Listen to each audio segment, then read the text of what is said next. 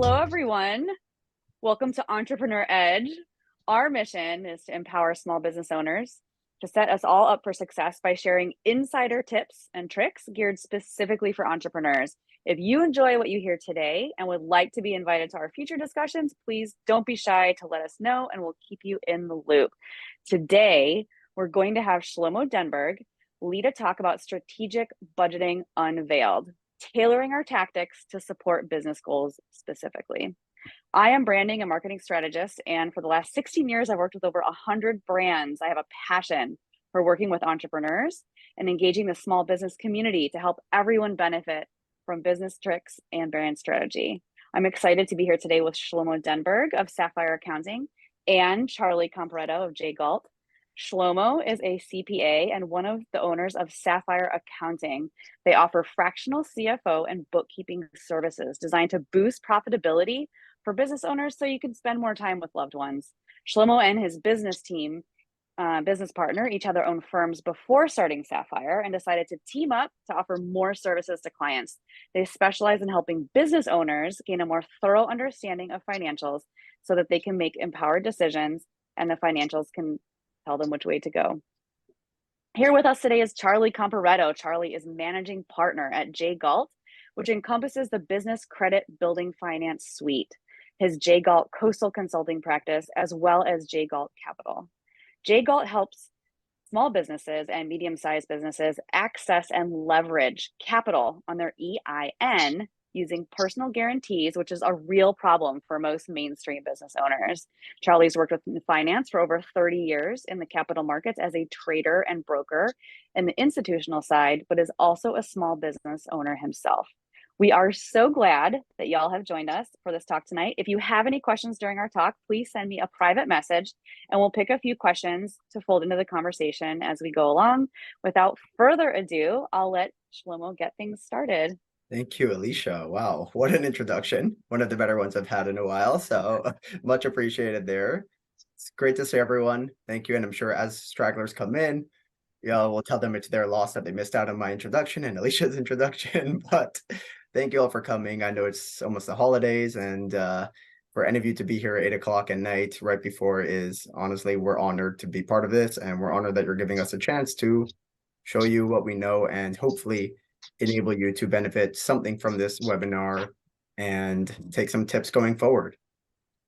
So without further ado, I'm going to jump right in. And like Alicia said, any questions along the way, chat her, and she will try to make sure something is clarified if there are any questions. Let me share my screen and let's go forward. Okay, so today we're going to be talking, like Alicia said, on the concept of strategic budgeting for your businesses. So exploring the types of budgets for every business. Okay.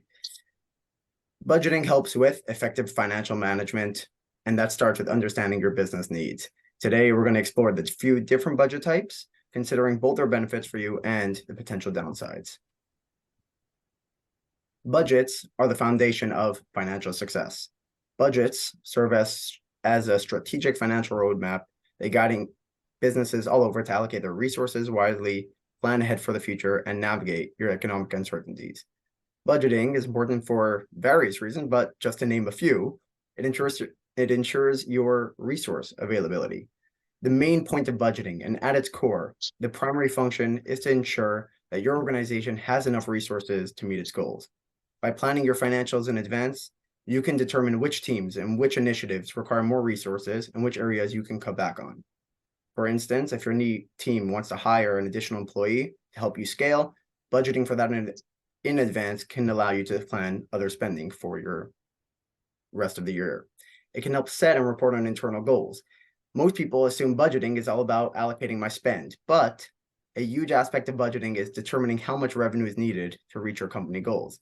So, for example, if someone is throwing an event and they know that event is going to cost you $10,000, you want to know how much to charge per person. So depending on how many people you're expecting, that's how you determine your cover charge. So budgeting as a whole, we're talking about as a business all over, but it depends on so many aspects and is part of so many areas of your business.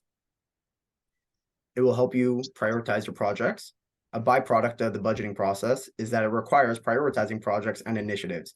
When you sit down and go through it, you realize, okay, if I'm actually putting money over here, then that's taking away money from my other projects. So when you're prioritizing, consider the potential ROI for each project, the potential return on investment for each project, how each one aligns with your company's values and goals, and to the extent they can impact your broader financial goals. It also provides a pivotable plan. A budget is a financial roadmap for the upcoming period. If all goes according to plan, you will know how much you earned and spent on specific items. Now, a common question I've got is, why should I focus on budgeting? I've never kept it till now. So it's important to have a budget because, while you may not have used it in the past, by having one and sharing it with your team, you will have others hold you accountable. You will have others have you explain why haven't you held to the goal. You said we would have certain resources. It helps you set goals. And surprisingly, it can help you with peace of mind because you know in advance where your money is going to be spent and you're not going to have any surprises coming up your way. So, okay. And This Shlomo, are these overall budgets for the entire business, or would you also be able to apply these to project-based items as well? great question. So overall, these are budgeting types for your business. However, some of these are definitely more applicable to also work for certain projects along the way. But as a whole, we're talking about the business budgeting type. It could be that, and we're going to discuss that soon, the concept of hybrids. You can have one for overall and then decide for specific projects you want to go just for a different approach. And that is totally okay. So budgeting types that we're going to talk about, there's various forms, each tailored to different business needs. Today, we're going to explore 5 of them. 1, zero-based budgeting, incremental budgeting, activity-based budgeting, rolling budgets, and flexible budgets. If you haven't heard of any before that, that's fine. That's what we're here for. And hopefully along the way, you'll learn all of them and see which one talks to you and hopefully implement that.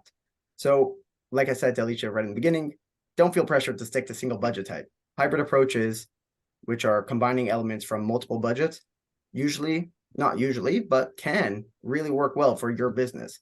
It is slightly more complicated at times, but that's okay. And that's why if you have the help along the way, it could be a very good tailored solution for you.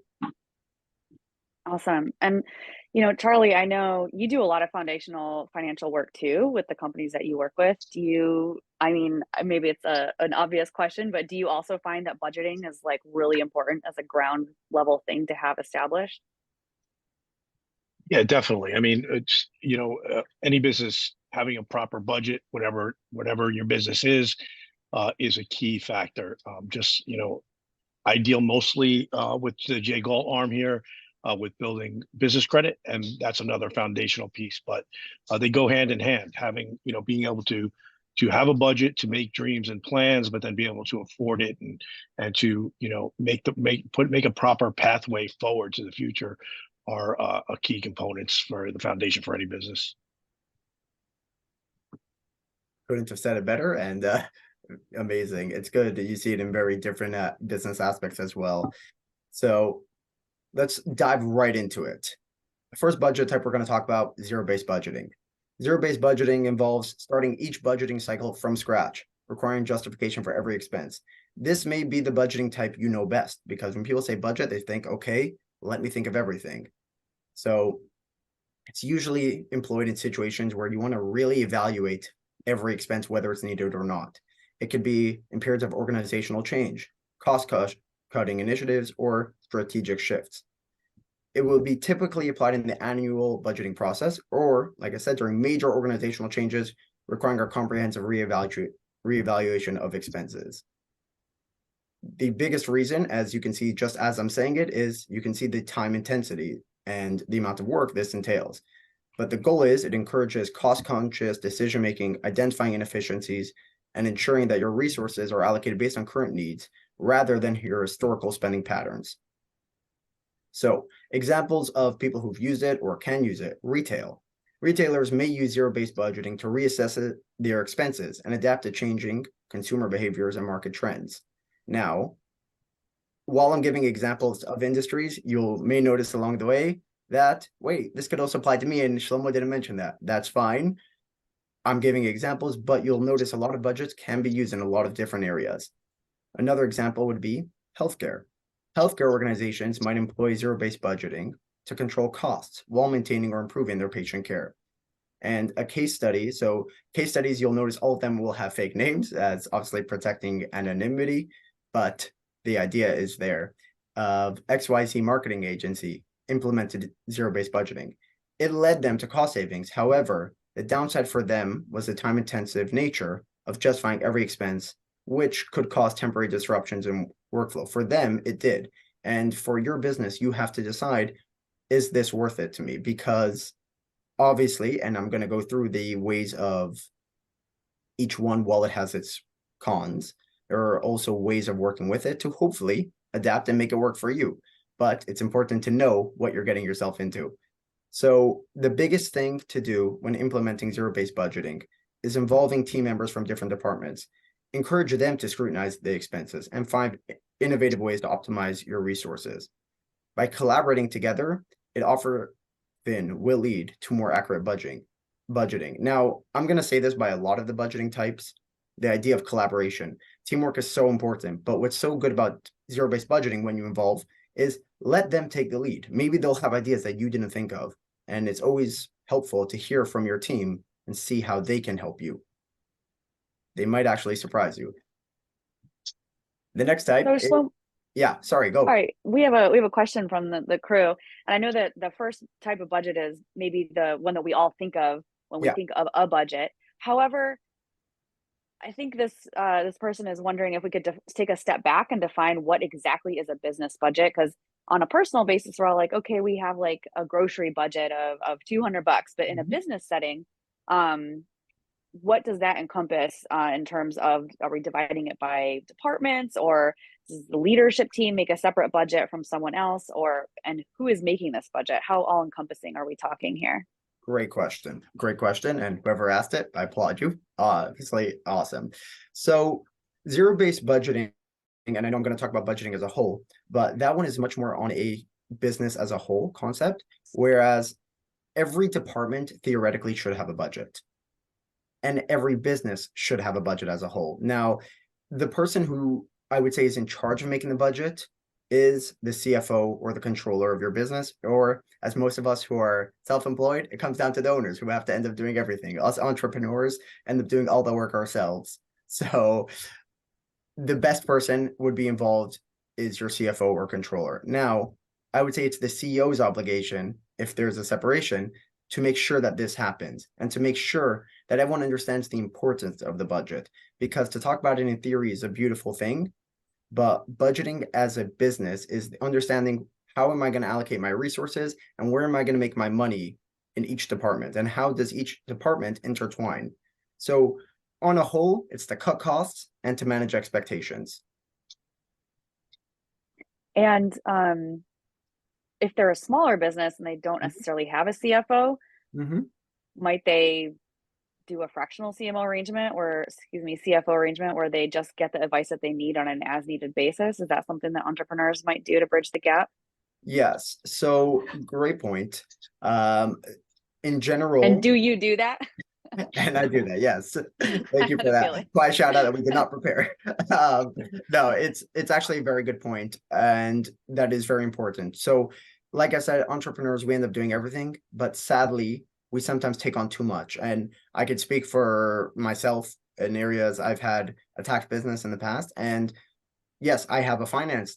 I mean, I'm a CPA by trade. I know the finance world. And so my books were great in order, but I tried taking on everything also with sales and this. And it's sometimes important to know where your expertise is. And that's why, as Alicia said, to whoever joined and didn't hear, I have a partner and we joined to combine our resources to be able to help people and focus on what we are great at.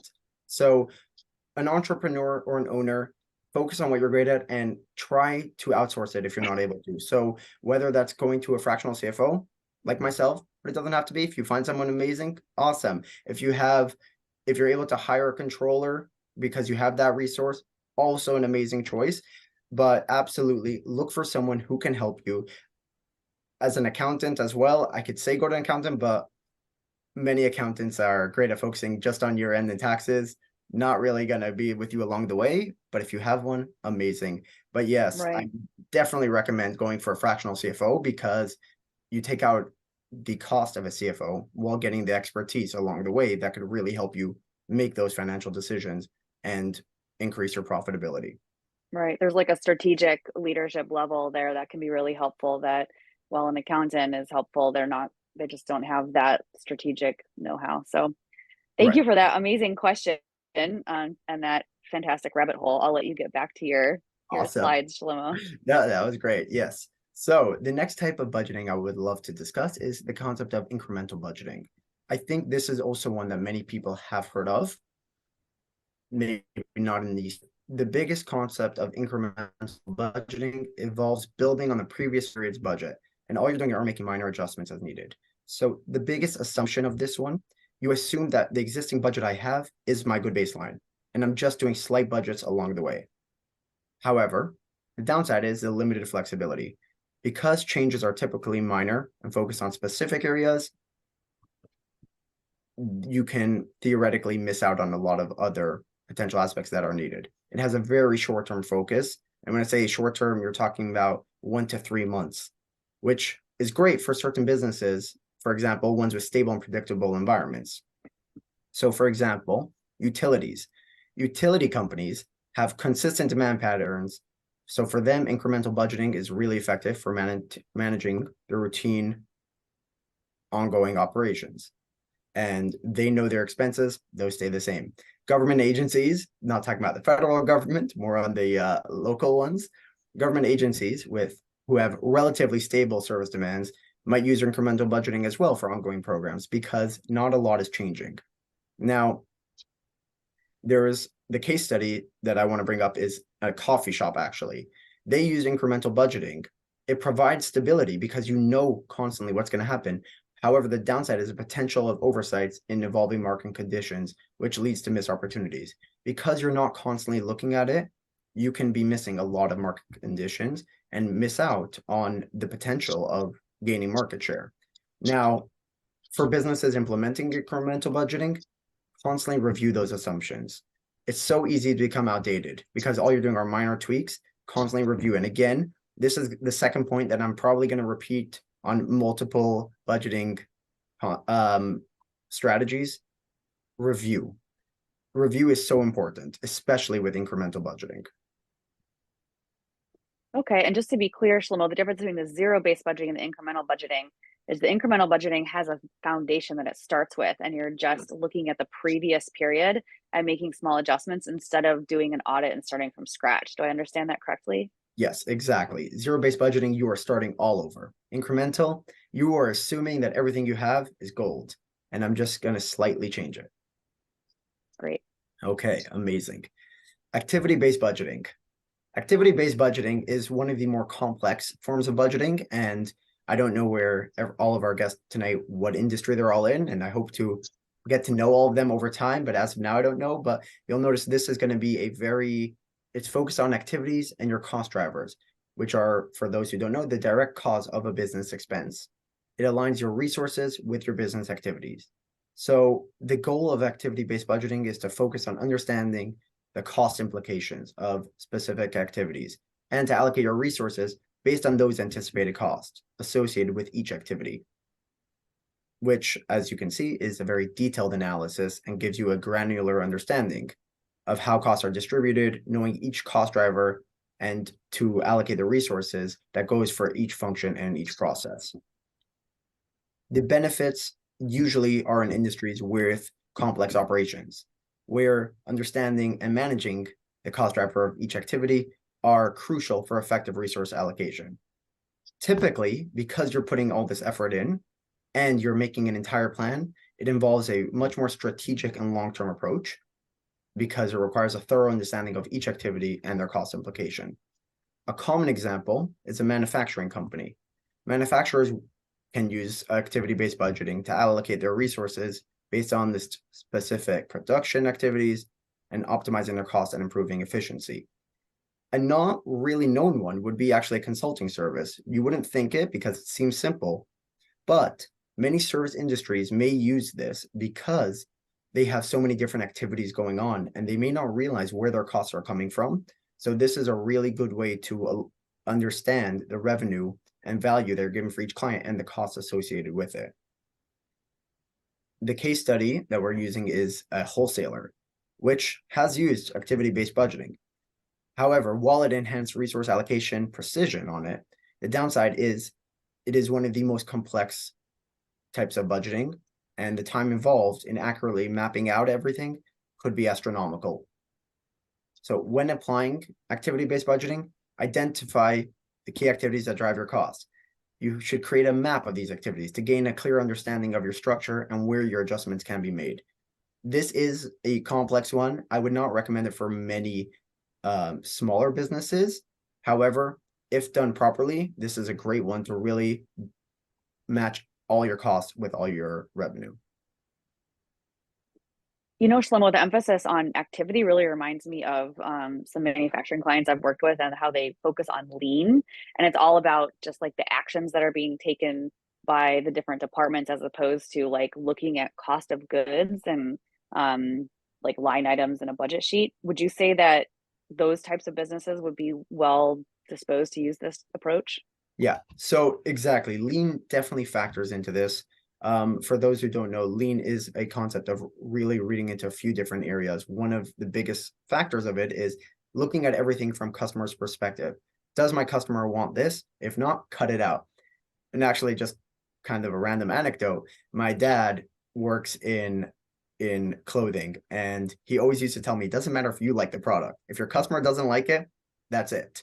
So exactly this idea, it's one of those aspects exactly of lean where you look into, is my customer going to be interested in me having this cost? If not, cut it out. Gotcha. So what you're saying is the coffee bar is probably not high on the list. Probably not. Gotcha. All right. Rolling budgets are actually one of the more exciting ones. To be honest, I love rolling budgets. It's a bit complex, but like all of them, this one is something that could be so beneficial for businesses. It's a continuously updated budget for a specific future period, which allows businesses to adapt to changing conditions. What does that mean? It's continuously updating throughout the year. It's usually a fixed period. It could be 12 months, which is the most common one. But the difference is every month, you're adding in the new budget. So you're constantly looking at a rolling 12 months. And each month you have to reevaluate that budget, but you're also looking at it over the year. Because of that, it's dynamic. It allows for adjustment, changes, which helps in response to evolving circumstances and business conditions. It has, because you're looking the entire year, a medium and long-term focus, because the idea is you're constantly looking at the year as a whole. Okay, where are we going with this? Let's adapt. Let's continue focusing on it. It provides a balance, but because I'm changing every month, you have that short-term stability, but you're adapting long-term, which is an amazing thing. The industries that benefit most that I've seen from this are the technology industry. Tech companies are constantly having to adapt to the dynamic market conditions, innovation cycles. You see it now with artificial intelligence that once one person broke into it, all of a sudden everyone's involved. So you're really seeing this type of market conditions.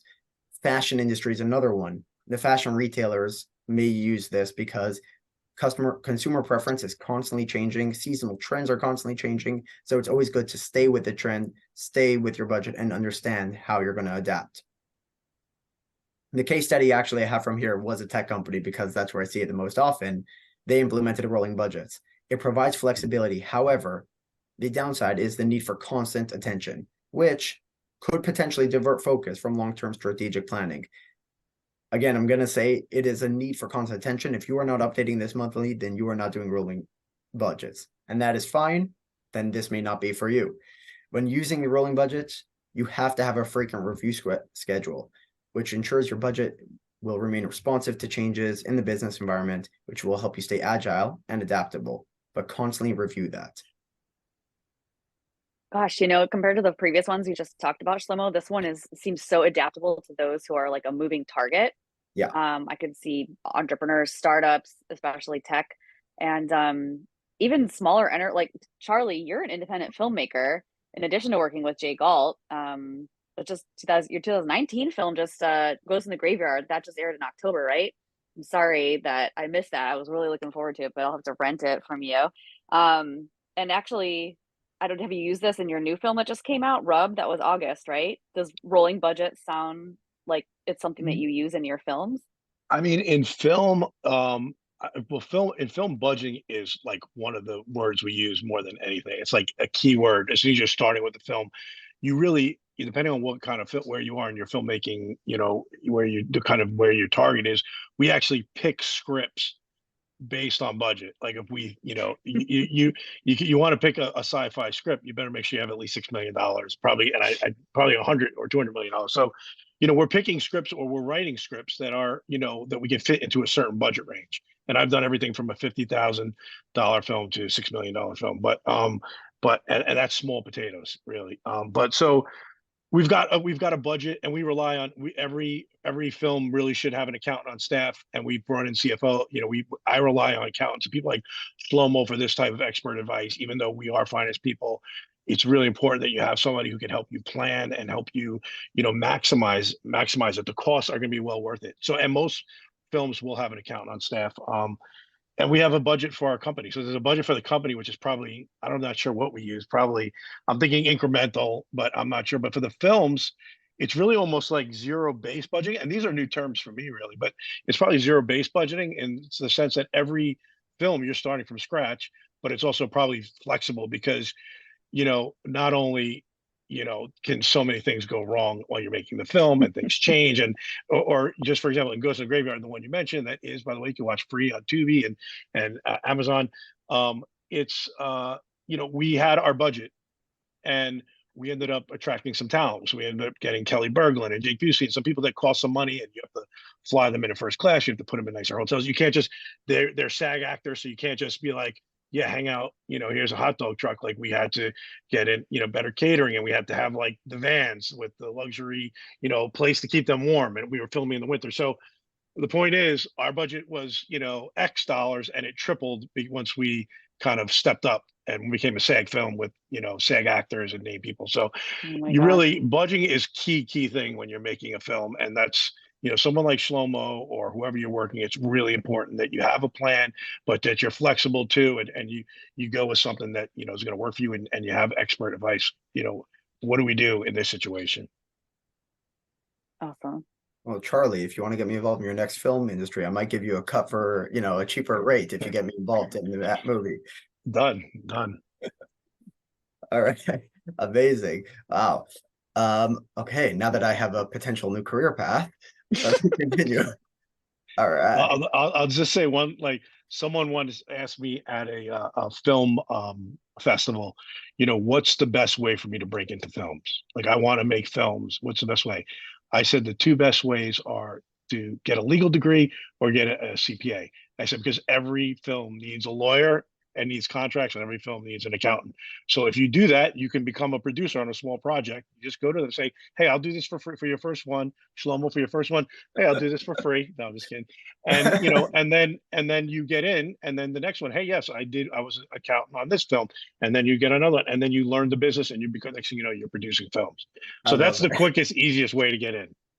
All right, good to know. And now, for anyone out there who's looking into the film industry, hit up Charles after. All right, incredible.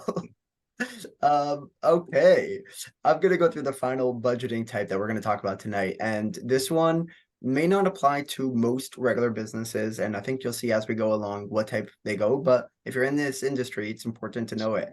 So, flexible budgets. Flexible budgets are designed to adapt to changes in your activity levels, which will provide you a realistic financial expectation based on the varying conditions. It's very activity driven, which it goes based on how much activity is happening, and you're going to adjust the revenues and expenses based on actual performance. It is a variable flexibility because it's constantly changing. It will give you hopefully a more realistic financial expectation, and it's commonly used in industries where variations in production or services significantly impact costs, which are seasonal or service-oriented business. Now, well, we'll go through and you'll see that point. The short to medium focus, typically shorter planning. Good examples of these are the hospitality industry.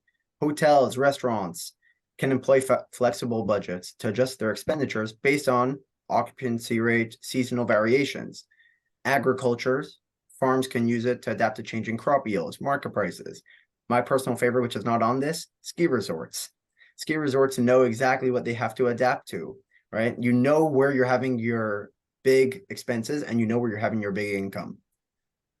It can be used in other scenarios. So a case study I actually found, which was interesting, was a retail store used it. It maintained profitability during the variable sales. However, it had to constantly monitor and adjust. It required a lot of resources. I personally would not recommend them to use this in the retail space.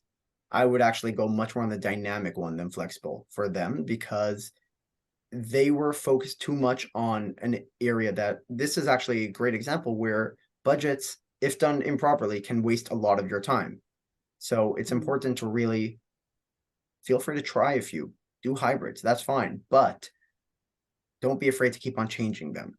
So when crafting a flexible budget, set up the clear triggers for adjustment. What's going to change? Do I have to hire additional staff for my ski resort? Define the specific conditions under which your budget should flex, allowing your business to respond swiftly to the changes in circumstance.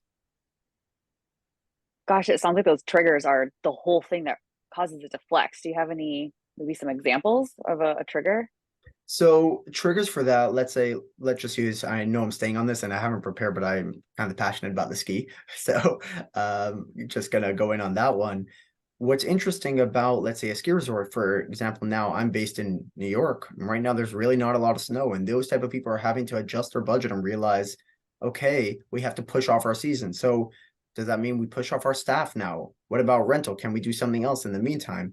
So that's something they can't control. It's the weather, and they're having to adjust and go based on that. So for them, this is a great thing because you want to push off the cost as long as possible, because you don't have any income coming in. But like I said, for a regular business, where even if you're not a constant level, and even if you have changes like seasonal things like that, I would be wary of using it in a production or inventory style business. Interesting. So it sounds like it's so flexible that it accommodates both like predictable fluctuations and also unpredictable, like the seasonality of the holidays or the weather. Yeah, exactly. It can be all over the map, which is why it's such a scary one, because it really requires that, like, being on top all the time. I would personally recommend to people doing this. If you have a CFO, he's got to be on top of it. If you're using a fractional CFO for this, this is the type of thing you want to meet with your fractional CFO twice a month to discuss this, sometimes even more in seasons like now, let's say, for my ski resort, let's call it.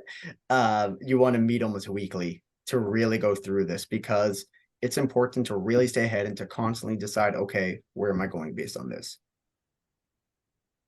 Okay, choosing the right budget for your business. Choosing the right budget involves considering factors like industry dynamics, business life cycle, and risk tolerance. Now, consider your business's risk tolerance, and consider what your industry is like. If your industry is known for volatility, maybe a more flexible budgeting approach could work for you.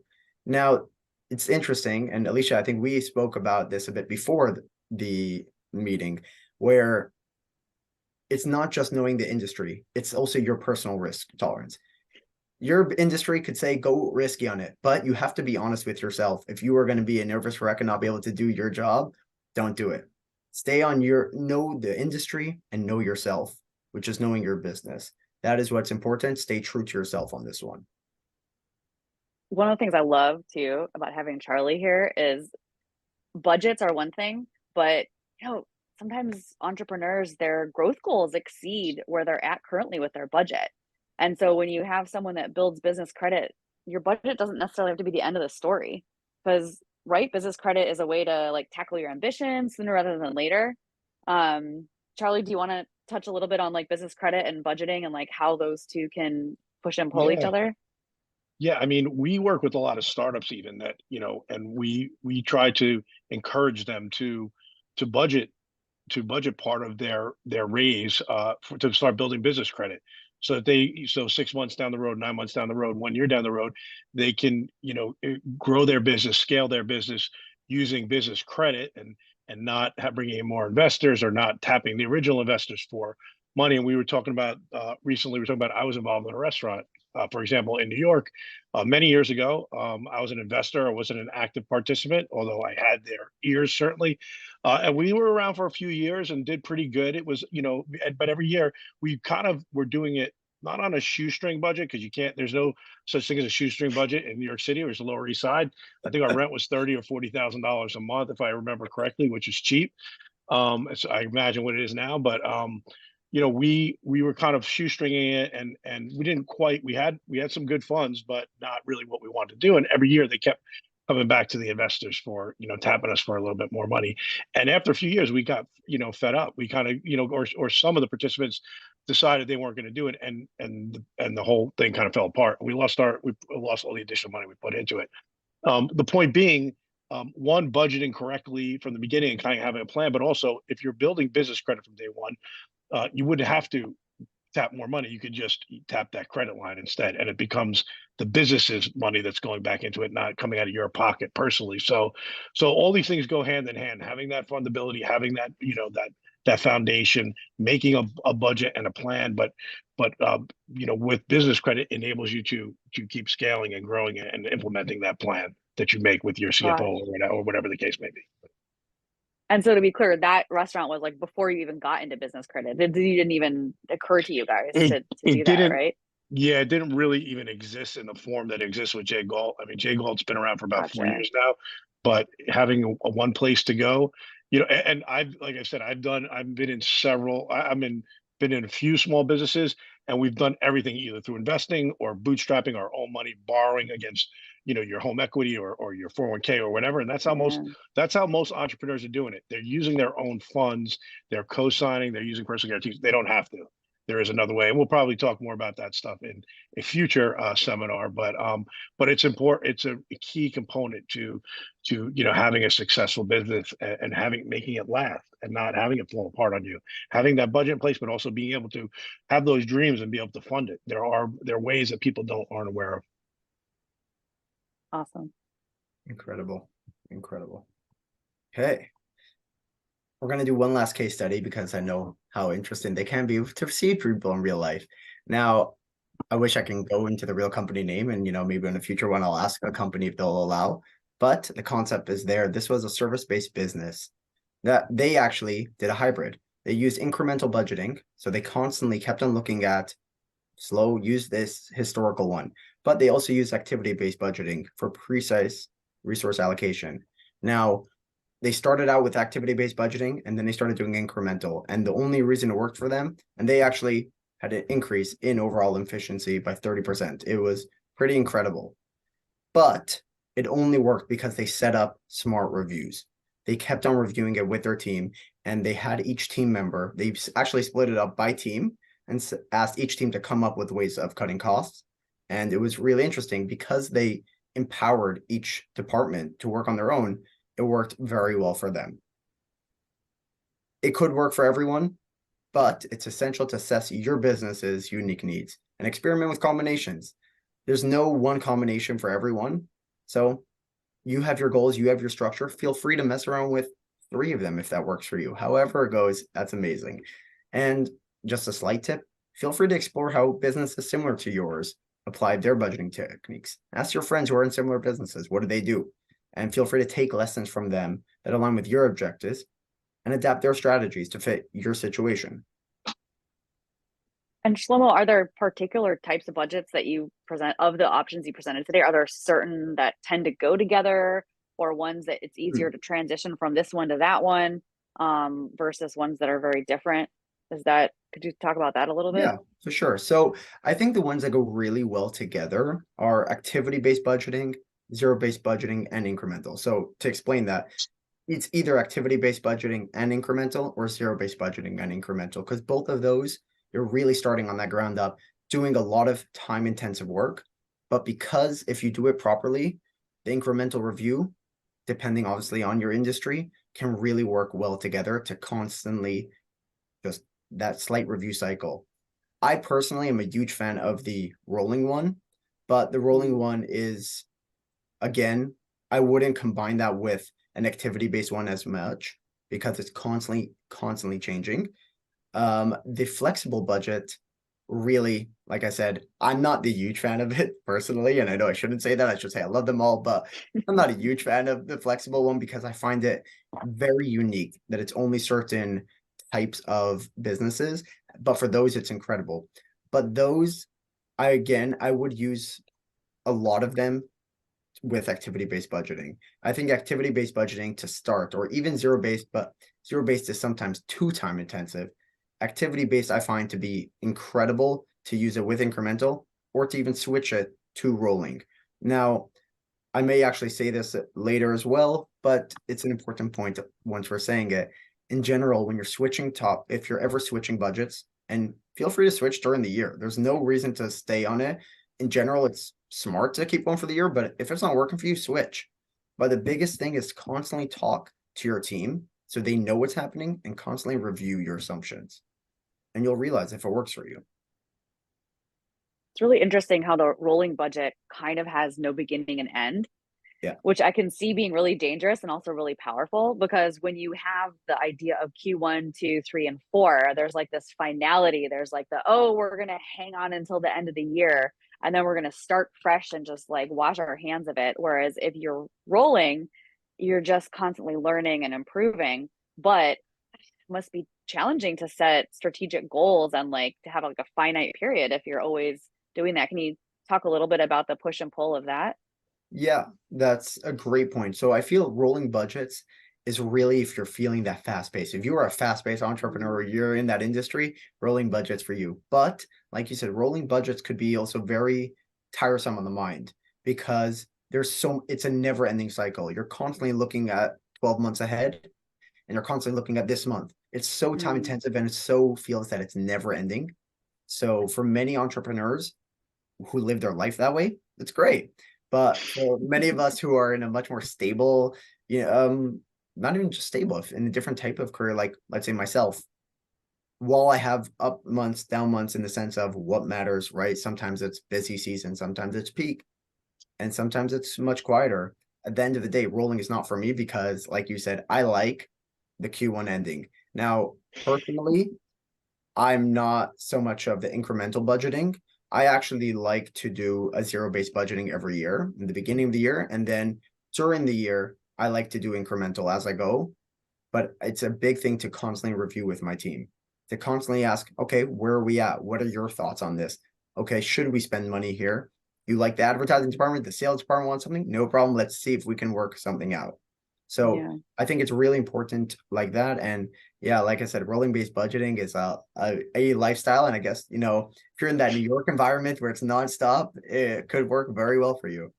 That's fascinating. I could see that like the maturity of a business or an enterprise, or as you go from startup to entrepreneur to becoming a more established business, that your approaches might change because incremental assumes that you have data in the first place, right? Yeah. I imagine that maybe when you start, activity-based budgeting might be the way to go because you're just learning what needs to be done to even have your business function. Do you find that there's like a maturity thing that businesses go through that in any So way? really interesting question. I actually find activity-based budgeting is harder to start with in many areas because you don't always know your cost drivers. You're not really sure what's going to Right. cost you. And sadly, those first 6 months, you start noticing a lot of new expenses. I recommend in general to start out with zero-based budgeting. I think it's a really smart one to start with. However, Okay. for new businesses, I'm a big believer in meeting at the 6 month mark, decide if that works for you. Sometimes sooner. If you have that quick growth, amazing. But I don't find that the first usually 6 months of people's work, they have a real idea of the activity-based budgeting that works best for them. But after 6 months, I would switch over. I think that's an incredible one. And it really aligns everything. And you're very clear after that where your money's going. And okay, I can make this money, but the cost associated with it, is it worth it or not? And I think that's a really good Mm, way of aligning everything. that's interesting. And are some of these better suited to smaller versus larger teams, like say a solopreneur, maybe someone, a consultant like myself, Mhm. or versus someone who has a larger team? So, yeah, I would say in a certain sense, activity-based one may be more useful to teams in the sense of because you have so many departments, you may not always know what each cost driver is. And I think each department knows themselves Mm, best. Whereas a solopreneur, it could be very useful to zero-based budgeting won't require as much work. And incremental budgeting could help a lot, especially if you're on top of your own game and are willing to constantly review. So I would actually try to combine those two because I think those will really help. The rolling one is risky. Like I said, that one you really have to be willing to commit to those sit down times. It could be even every 2 weeks, depending on the industry. wow. So to implement, let's just do a few quick tips. It requires careful planning, collaboration, and adherence to certain principles. Communication, like I said before, is key during every budget implementation. And by the way, for solopreneurs, I recommend writing it down. I'm a big believer in writing down my thoughts because it helps really straighten things. And it also kind of holds me accountable. I wrote this, I have to go for it. So if you're working with a team, or even if you're working by yourself, write it down and communicate the goals, the expectations, and associated with the chosen budgeting type to whoever you're working with. If it's your husband, your spouse, whoever, your team members, your CFO, your fractional CFO. People ask, what's the point? I've had people ask me, why should I? I'm not going to keep to the budget. I said, I will hold you accountable. I can't force you, but you're going to have to explain to me why you didn't keep to it. And saying I didn't want to is not a good answer. So at the end of the day, the goal is to constantly keep on growing, and a smart budget can help you do that. So I actually took the liberty of writing up a few common questions that I've gotten in the past about this. And obviously, Alicia, if you have other ones that people send to the chats, I'm more than happy to go through those as well. But just a few points. And some of these we actually kind of covered. How do businesses transition well from the current budgeting method to, let's say, rolling budget without disruptions? So there is no one the perfect way of doing it, but in general, a phase approach. Clear communication plan, write it down, involve the key stakeholders, whether those are your managers, your CFO, your controller, your spouse, whoever it is, involve them. Slowly implement it, review regularly, and constantly have people give you feedback. That will help at least a bit with the disruptions and hopefully ensure a smooth transition. And the second question I get very often is, what key performance indicators or metrics should a business track to measure the success of their budgeting type over time? How do I know that it works for me? I tried zero-based budgeting. How do I know this is working for me? So obviously depends on the approach. The common metrics include a budget variance, which is also known as a budget versus actual report. This is my budget. This is my actual. Am I keeping to it? If I'm not, maybe this budget wasn't for me. The return on investment, again, this could be department-based or business-based. And does this align with my strategic goals? I'm going to give a few resources, tools that I found useful during my career. And I would say QuickBooks Zero are both amazing tools for keeping track of your income, your expenses. They give you reports. Now, some of those reports aren't always easy to read, so I would recommend Coursera or an Investopedia. Both of those have courses, have articles that can help you understand a bit more about budgeting. And finally, a CFO, controller, fractional CFO, whatever works in your life, depending on your budget, depending on your needs, I would definitely recommend having someone in your corner who's only looking out for your best interest and understands how the data helps you make money. So I would say explore those resources and articles, choose a budget that works best for you, which can be really valuable in streamlining it. And then I would just want to summarize the key takeaways and ask people to do a specific action at the end. So just to summarize, budgets are strategic roadmaps. They're great for allocating resources, planning for the future, navigating uncertainties. And like I also said, they'll have people who will hold you accountable. It actually help with your peace of mind as well. We explored a few budgeting types with the potential of hybrid tailored to your specific business need. Hopefully you selected a budget approach that worked well for you, or you'll think about it considering your industry, your business, and your risk tolerance. I hope I provided some practical tips for how to implement them effectively. And a big thing, like I said, communication. keep that communication. And we went through a few resources and tools for continued learning, which I absolutely recommend. So I would ask, you don't have to share them if you don't want. Try to pick 3 actions you can take based on today. It could be revisiting the budget, exploring a new type and see if that works for you, or just talking to your team. See how that can help you. And thank you. If anyone has questions or if you want any guidance on implementing it, please feel free to reach out. Alicia, Charles, and myself, we run Entrepreneur Edge. And if any of you have any questions, please feel free to reach out. And I'm going to cede the floor back to Alicia. And that is it for me tonight. And one question for both. Amazing, Great job, by Shlomo. the way, Shlomo. Amazing. Thank you. Bravo. Thank you. One quick question from the field. A couple people are asking, Yes. they liked it so much. Is there any way we can get them a copy of the slides? And I know we're going to be posting this on YouTube at some point.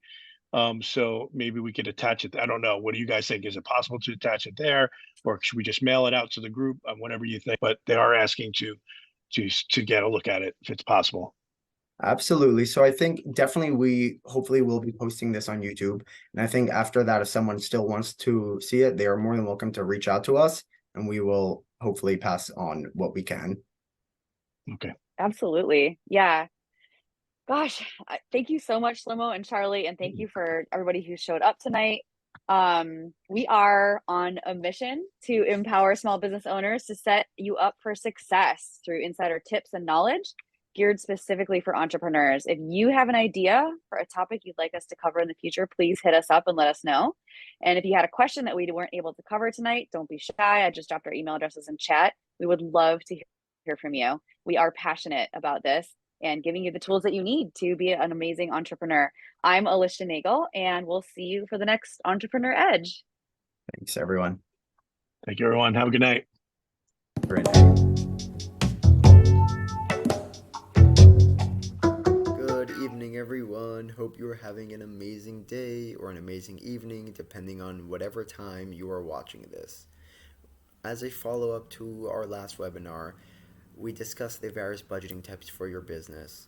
Many of you reached out with some amazing questions, and I wanted to see if I can address this in any way and try and help you guys make that amazing decision to start budgeting or revamp your budget and improve your profitability and growth for your business. So I've got this question a lot. How do I know which one works for me? What do I do? How can I implement this? Can I talk a bit more about hybrids? So I will try to cover a bit in this short video, but obviously if it doesn't, you are more than welcome to reach out to me and I will try to help you as much as I can. So in general, for a business that is, let's say, a small retail business or a business undergoing transformation, you can look into the concept of zero-based budgeting. Zero-based budgeting will help you reassess, reallocate the expenses, and you may want to do that to align with the evolving consumer behavior and the market trends, or if your business is undergoing significant change or cost-cutting initiatives. I would recommend at that point zero-based budgeting because it is a precise tool that critically evaluates the expenses and helps you adapt to your new circumstances, your new situation. For a manufacturing or consulting business, explore the concept of activity-based budgeting. That focuses on your activities and cost drivers.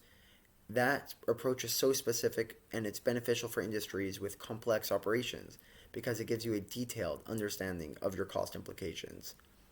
For someone in the tech or fashion industry, rolling budgets are the way to go. I have nothing bad to say about this budget. The only downside, well, I know that seems kind of against right away, but it's so dynamic, so amazing. The downside obviously is that you have to be on top of it, but all of them you really have to be on top of.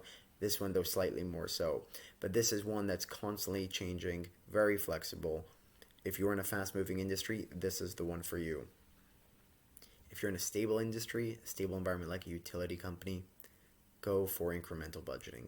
Incremental budgeting is slowly building on the previous year's budget. If you know what's going to be, this is the one for you.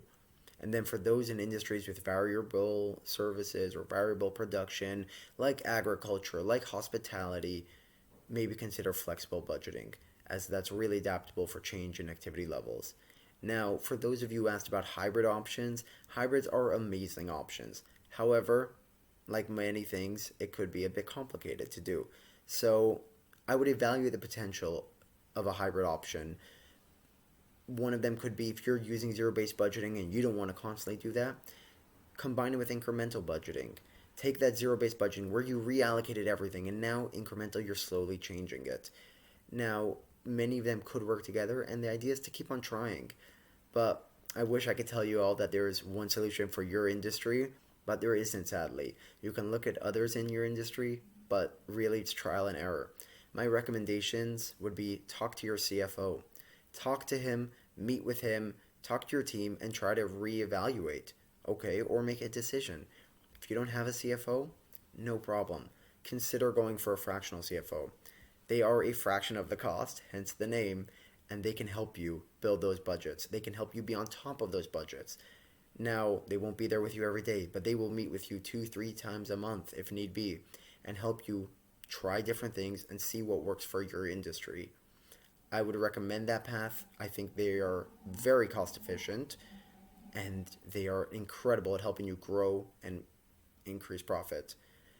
I myself am a fractional CFO and a CPA. You are more than welcome to reach out to me. If I can help you, I'm more than happy to try and put you in touch with someone who can. So I hope this has helped slightly.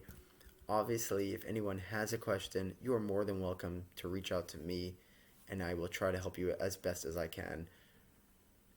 That is all for now. Have a great night or a great day.